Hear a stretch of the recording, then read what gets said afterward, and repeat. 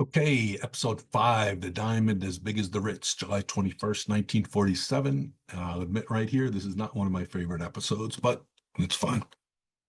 Welcome to Old Time Radio Classics. Tonight we travel to July 21st, 1947 for F. Scott Fitzgerald's Darkest Fantasy, a story so subversive that the Saturday Night Evening Post refused to publish it. Fitzgerald wrote The Diamond as Big as the Ritz in 1922, drawing inspiration from a summer he'd spent as a teenager working on a ranch in Montana. That experience planted a seed. What secrets might be hidden in those vast, empty mountain ranges? What if someone discovered something so valuable it could destabilize the whole world economy? The result was this hallucinatory tale about a family who owns a mountain made entirely of diamond. But here's what makes it disturbing. To protect their secret, they've kept their slaves in bondage by convincing them the Confederacy won the Civil War. Visitors who stumble upon their estate are imprisoned or killed. Even airplanes that fly overhead are shot down. Fitzgerald labeled this one and his two fantasies, but beneath the fairy tale surface lies a savage critique of American wealth. The family in the story claims descent from George Washington himself. Fitzgerald wasn't being subtle about what he thought extreme wealth does to morality. The Saturday Evening Post, which had published many of Fitzgerald's other stories, wanted nothing to do with this one. It finally found a home in the Smart Set magazine. 3 years later, Fitzgerald would explore similar themes of wealth and corruption in The Great Gatsby. Les Crutchfield adopted this story for radio, and what you're about to hear captures all of Fitzgerald's dreamlike menace. Fabulous world where there is a diamond as big as the Ritz.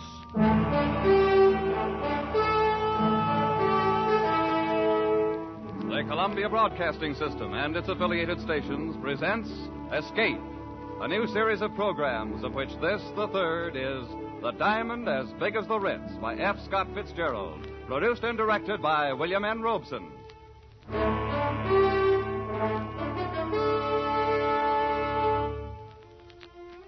In a country as large as ours, there are many odd and wonderful corners hidden away, but none more fabulous and wonderful than the one conceived in the imagination of F. Scott Fitzgerald and located in the pages of his famous short story, The Diamond as Big as the Ritz. It is described in the words of John Unger, 20 years old, impressionable, and quite willing to swear to the truth of this whole strange affair. I'd been going to the St. Midas prep school for a couple of years, and this was my second summer vacation. I'd met this fellow Percy Washington during the winter and got to be pretty good friends with him. Only I didn't know about his family or where he came from or anything like that. Of course, I knew he must be rich, because all the fellows at St. Midas come from wealthy families. So when he invited me to spend the summer at his home out west someplace, that was okay by me. Well, we'd been on the train overnight when he first mentioned it. I don't even remember now what led up to it. We'd been talking about first one thing and then another. Exactly where is your home, Percy? I mean, you bought the train tickets and all. It's in Montana, sort of. Montana? Oh, yes. It's pretty wild country, isn't it? Some of it is. Well, now you take Hades, Missouri, where I come from. It's been settled for 150 years. One of the first towns on the Mississippi River. Indeed. Oh, sure. That's very interesting. Well, I sure do appreciate you not making jokes about it. You know, the way some of the fellas do when I say, I come from Hades. Why, my father's plantation stretches from... John, do you know that my father is the richest man in the world? Oh? By far the richest? Well, I read about a man that paid taxes on a $5 million income. Small fry. If my father paid tax on his real income, he'd disrupt the whole economy of the United States. No kidding. I like rich people. And the richer a fella is, the better I like him. My father could buy out all the millionaires in the country and not even know he'd done it. Is that a fact? Well, I visited the Schlitzer Murphys once. They're plenty rich. Why, their daughter Vivian's got rubies as big as hen's eggs. And sapphires that glow like headlamps. I like jewels. Always have. I used to collect them instead of stamps. And diamonds. Why, the Schlitzer Murphys had diamonds as big as walnuts. Oh, that's nothing. Huh? Nothing at all. My father has a diamond as big as the Ritz. Oh. Please, I'm not joking. But you mean as big as the Ritz-Carlton Hotel? Exactly. My father has a diamond as big as the Ritz.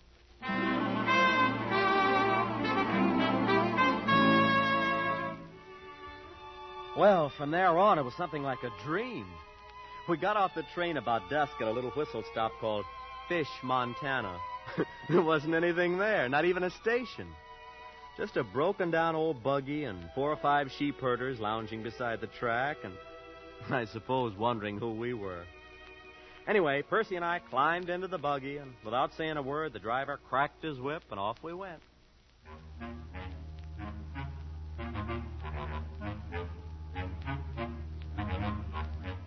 I don't know how far we traveled. We didn't seem to be following any road. After an hour or so, it got dark, but the driver kept right on, never saying a word. I hope you'll pardon this inconvenience, John, but we have to take certain precautions, you know. Oh, that's all right. Anyway, we're almost there. You're home, you mean? Oh, no, to the place where we consider it safe to transfer. Transfer? What do you mean? There's the signal now. Headlights. Pull up the horse, Absam. Here we are. An automobile. But how? Well, there's no road. Oh, this car's specially built. Doesn't need roads. Welcome home, Master. Good evening, Gigsum. Well, come on, John. Let's get in. What? That door opened by itself. Sonically controlled, you know. Gosh. Hey, what's this car made out of? Silver? No, platinum. And those are emeralds in the hubcaps. And the upholstering. It's fur. Mink. You're ready, Master. Anytime, Gigsum. You've probably noticed the exceptional brightness of the headlights. The lenses are cut from diamonds.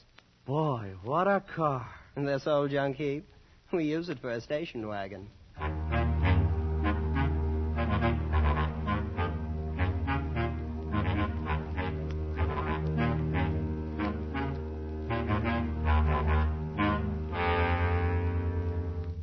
What are we stopping for?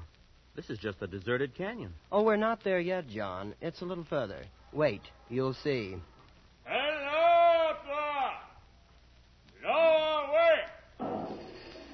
Percy, what's that? That noise. They're sending the hooks down. Hooks. Yes, to attach to the wheels. You know, that's what Gigsum is doing now. But Oh, yes, I forgot to mention. Gigsum will look after you during the visit. Look after me? Your personal valet. Of course, there'll be other slaves available, too, whenever you need them. Do you have a lot of slaves? Oh, 300 or 400, I suppose. Oh, all ready, Gigsum? Yes, Master. Hello! Haste away!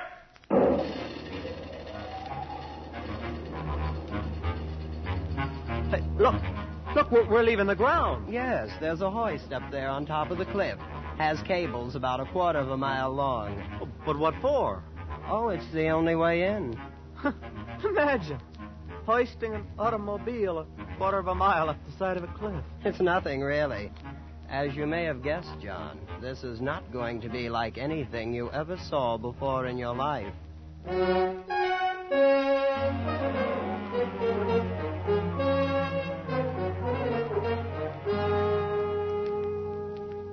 Well, John, there it is. That's your home? Oh, it's magnificent. Palatial. It's not a bad little place. How big is it? I suppose you mean the number of rooms. I think it's around 140. But Father may remember exactly. Then, of course, there are other buildings. Slaves' quarters and things. Why hasn't anybody ever found out about it? This place, I mean. Well, for one thing, it's the only 5 square miles in the United States that have never been surveyed. Huh? Why not? Oh, things were arranged. I don't see how that's possible. Believe me, it hasn't been easy. I understand Grandfather had to bribe 3 government bureaus, a vice president, and half of Congress once to keep this place off of the maps. Oh, but surely somebody stumbled onto it.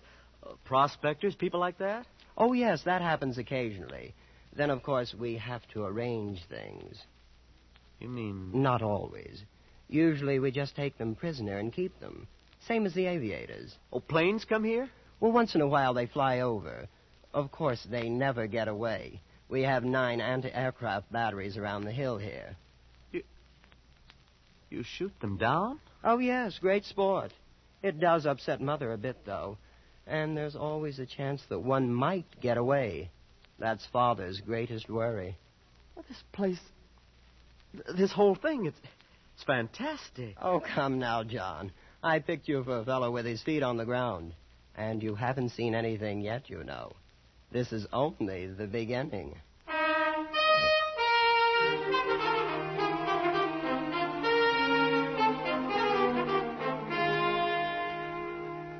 And it was only the beginning. We crossed the acres of lawn and entered the great chateau. And from that moment on, vision upon vision tumbled together in a gigantic kaleidoscope of color, symmetry, and exquisite harmony. But there were corridors lined with gleaming crystals, lit by lamps cut from emerald. And there were great halls carpeted with chinchilla fur and ermine, and some with floors of clear transparency, flaming in the shifting glow of a myriad-colored fire beneath them.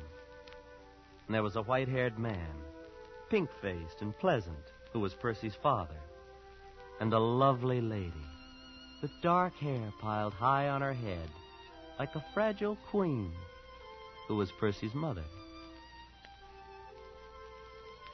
Soft music came from hidden places. Perfumes filled the air. Exotic foods and wines more rare than pearls. And finally, sitting in my chair in the great banquet hall, I quietly fell asleep.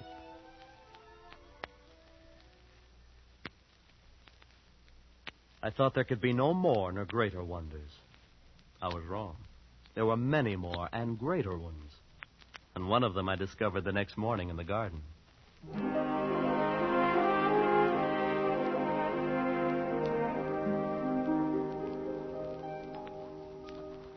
Hello there.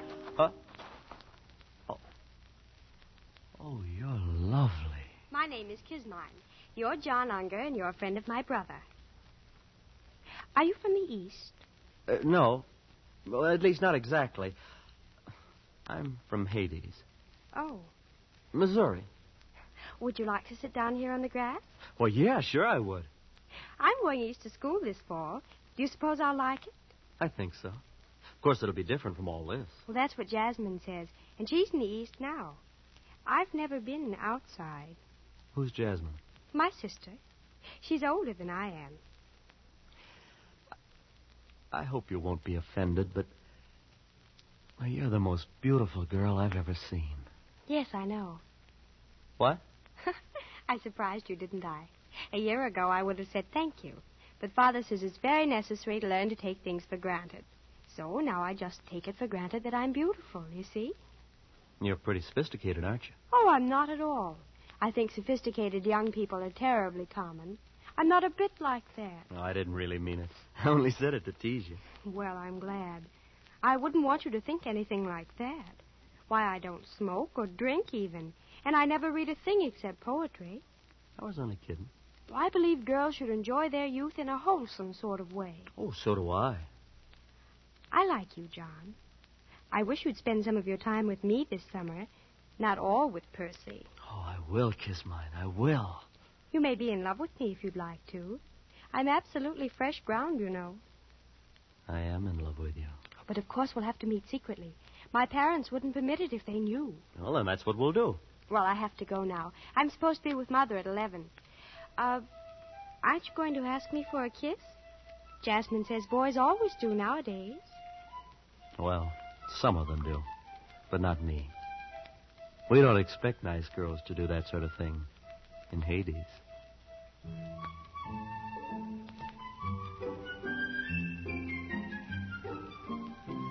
It was a funny thing. Percy's family were polite, friendly, always smiling.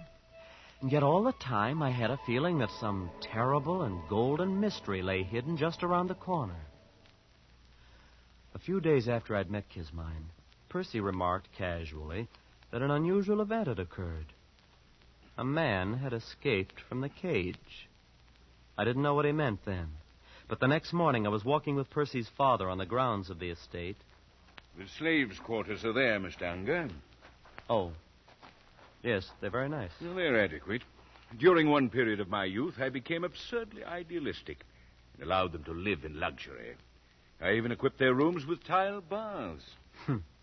I suppose they use the bathtubs to keep coal in. Mr. Schlitzer Murphy told I me should once... imagine the opinions of Mr. Schlitzer Murphy are of little importance. They did not use the tubs for coal. They bathed in them. Unfortunately, several caught cold and died. So, of course, I had the baths removed. Shall we move on? Mr. Washington, Percy said something about a man escaping from the cage. I didn't quite get it. The cage, eh? Well, perhaps you'd like to see it. Might prove interesting just as a novelty.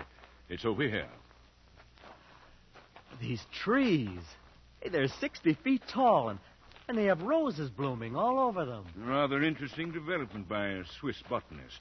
They're the only ones in the world. Oh, I'll be darned. Though I suppose you'll see them all over the country in a few years, huh? No, these are the only ones. That was arranged. Well, here we are. The cage. Well, it's a pit dug in the ground. And a grating on top. Oh, yes, it's not really a cage, except in a certain sense.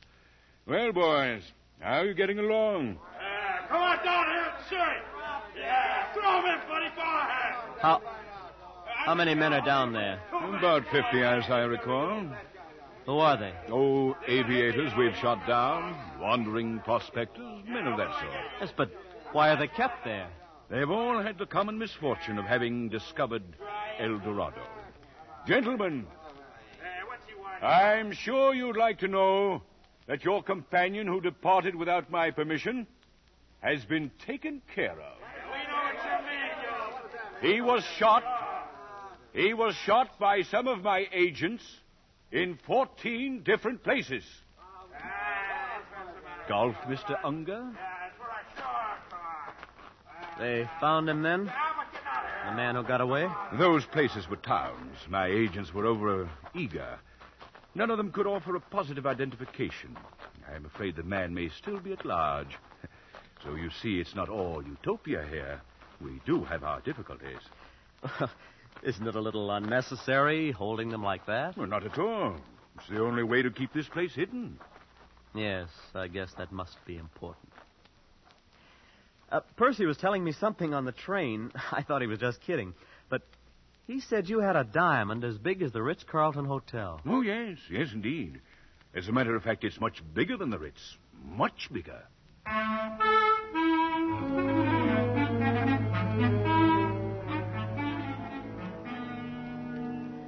Well, summer went on, and I was more and more in love with Kismine. Oh, she was priceless, exquisite, like no other girl in the world. After a couple of weeks, I kissed her, of course, and I was really in love for the first time. Oh, I should have known. I should have put two and two together when Percy's father showed me the cage. But I didn't until one morning late in the summer, I'd slipped off with Kismine to the rose garden. Kismine, I think we ought to elope. Oh, I don't know. It would be much nicer to be married here. But then it would be more romantic to elope. Yeah, all the Sunday supplements would write stories about fabulous heiress elopes with... You are fabulous, you know. I knew an heiress from Omaha once. I don't think you'd like her. She visited my sister here. Oh, you've had other guests then, huh? Well, yes, we've had a few. Wasn't your father ever afraid they might talk outside? To some extent. Oh, let's talk about something pleasanter. What's so unpleasant about it? Well, I grew quite fond of some of them. You mean they told and your father... Oh, they didn't get a chance to. Father had to be sure. Oh, but well, that's murder. What else could we do?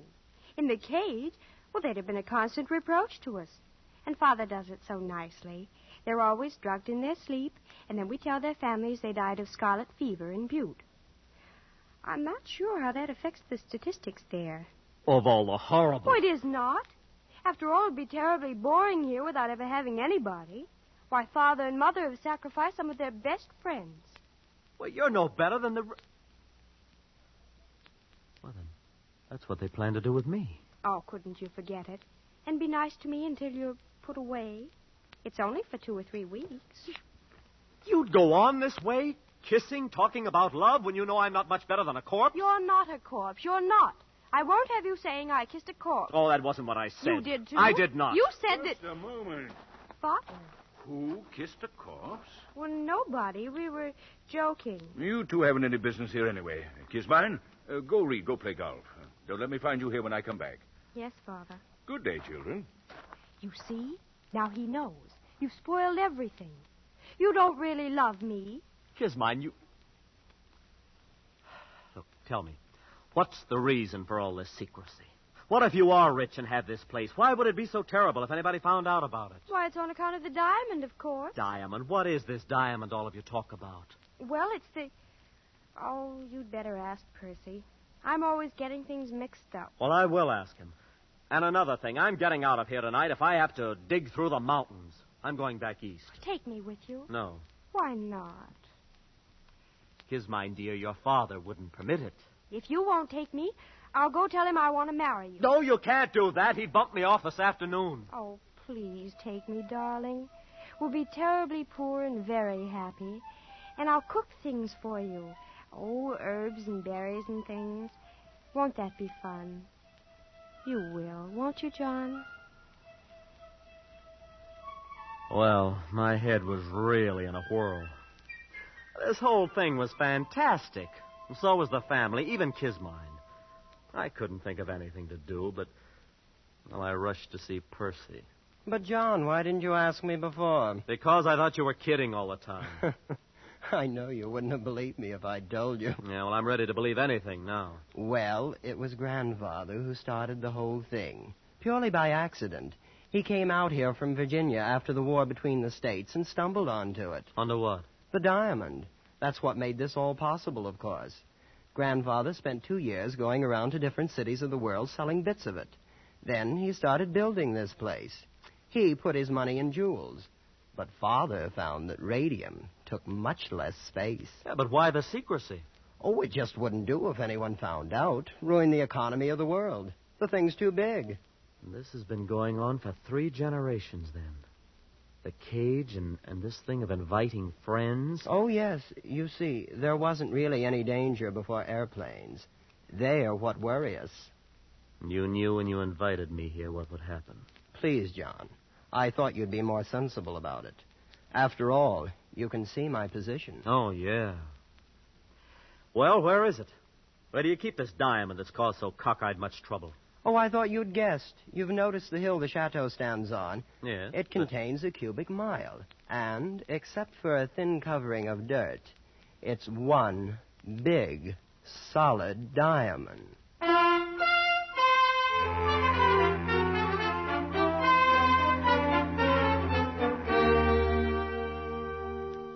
It was nearly midnight. I don't know what woke me, but all of a sudden I was staring across the patches of moonlight spotting the ermine carpet of my bedroom. Staring at 3 slaves I'd never seen before.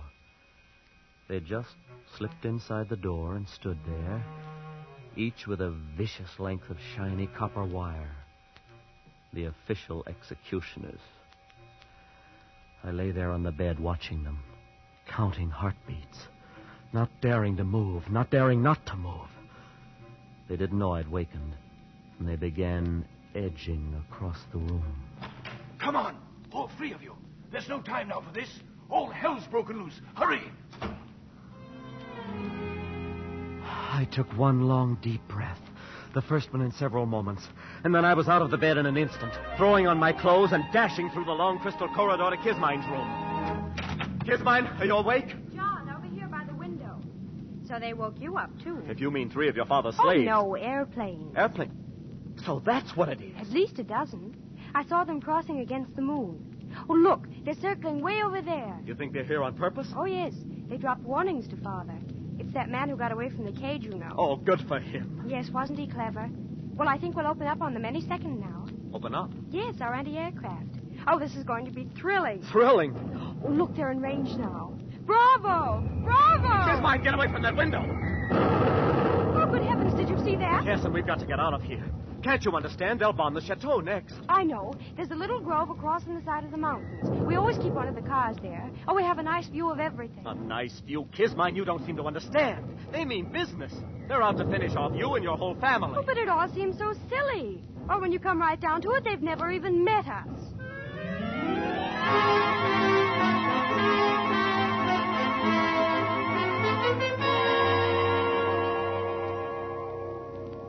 What time is it, John? Is it morning yet? I don't know. I've lost my watch. Seems to be getting lighter, all right. It's quieter, too. Yeah, they've knocked out your father's guns. Every last one of them. Won't be long now.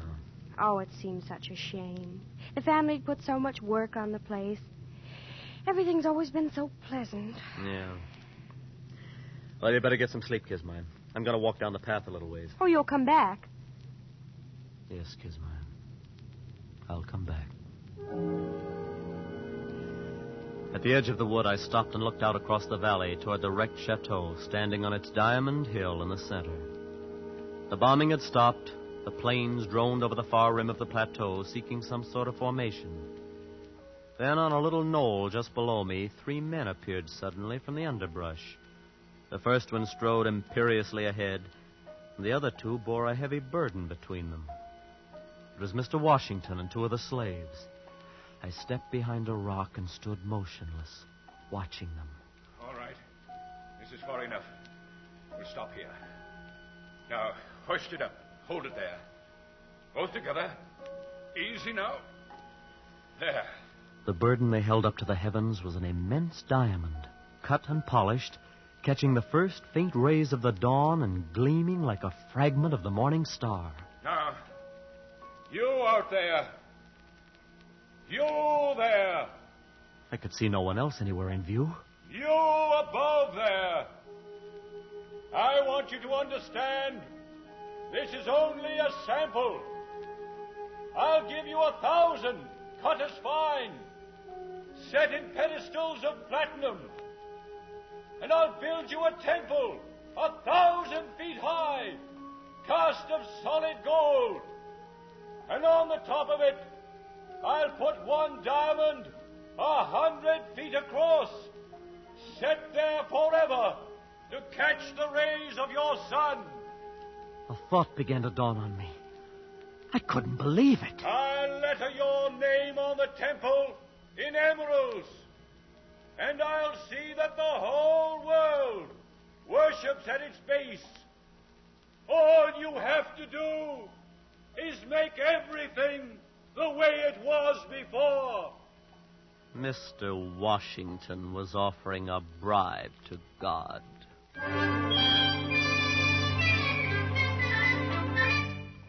He stopped talking, and the 3 of them stood there, looking up at the heavens, waiting for an answer.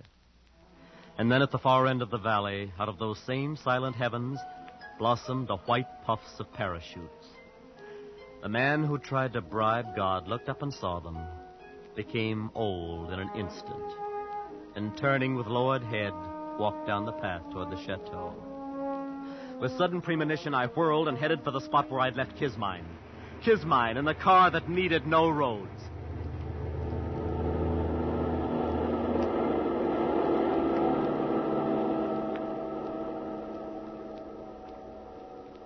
Haven't we gone far enough, John? I suppose. We're 10 miles from the chateau. Oh, it's all so hectic. Just rushing about and losing sleep and everything. Hand me those field glasses. Here they are. Well, can you see anything? No. Wait. What is it? It's your father and mother. And Percy. Yes, and the 2 slaves, still carrying that big diamond. Oh, wait. They're going in a tunnel down below the chateau. So that's it. They've got an underground escape. No, I remember now. The mountain's wired. Some kind of atom bomb. Atomic bomb. Oh, that's it. Father's had it for years. He always said it would disintegrate the whole works, diamond and all. Of course, he only regarded it as a last resort. So he'd rather have it like that. Well, they're all inside the tunnel now. The troopers are moving in. I don't suppose there's really anything to be done about it now. And there wasn't.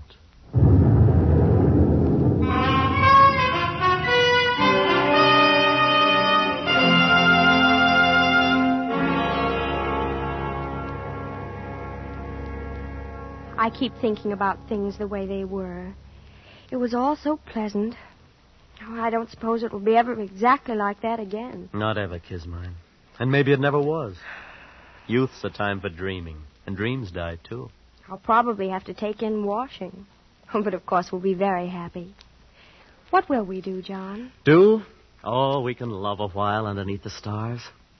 That's a form of divine drunkenness we can all try. And then there may be other diamonds in the world. Who knows? And even though it's a shabby gift, there's always disillusion. Turn up your collar, Kismine, before you catch pneumonia. Let's go to sleep.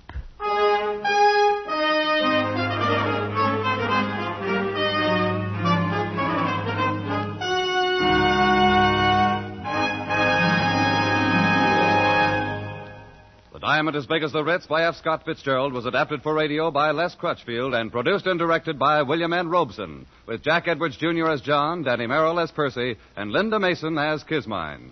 The special musical score was conceived and conducted by Cy Feuer.